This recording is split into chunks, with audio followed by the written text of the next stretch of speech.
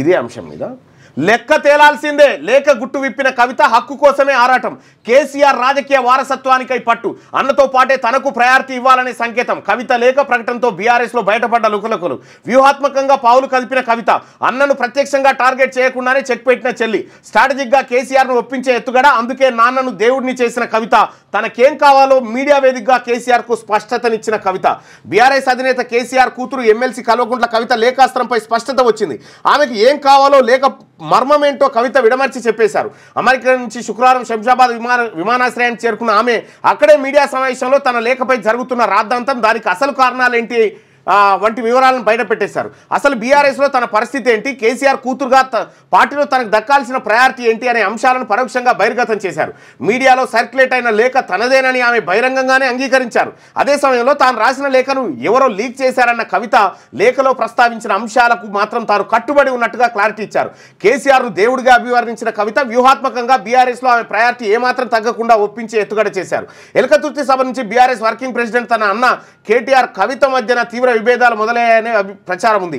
అప్పటి నుంచి కవితకు కేటీఆర్కు మధ్య మరింత గ్యాప్ పెరిగిందనే అభిప్రాయం ఆ పార్టీ క్యాడర్లో బలంగా వెళ్ళిపోయింది.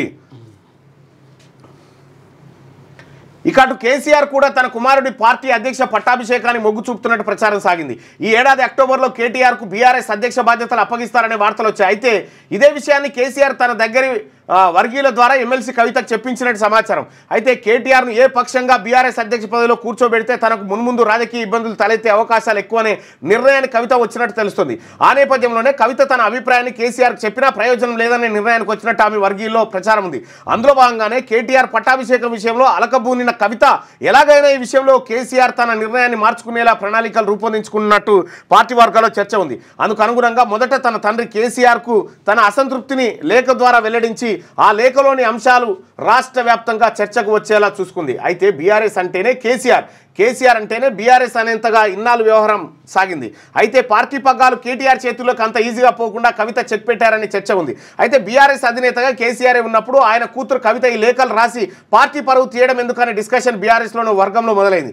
అయినప్పటికీ కవిత మాత్రం తాను అనుకున్న చెప్పదలుచుకున్న విషయాలను మాత్రం నేరుగా కేసీఆర్కి చెప్పగలిగారు. అదే సమయంలో కేటీఆర్ ఏకఛత్రాధిపత్య రాజకీయానికి ఆమె చెక్ పెట్టే ప్రయత్నం చేశారు. అయితే కవిత రాసినట్టు చెప్తున్న లేఖపై పెద్ద ఎత్తున బీఆర్ఎస్ పార్టీలో చర్చ జరగడం, రాష్ట్ర వ్యాప్తంగా ఆ లేఖకు మీడియా విపరీతమైన హైప్ ఇవ్వడంతో ఆమె అమెరికా నుంచి శుక్రవారం హైదరాబాద్కు వచ్చి చాలా స్ట్రాటజిక్గా మాట్లాడడం గమనార్హం.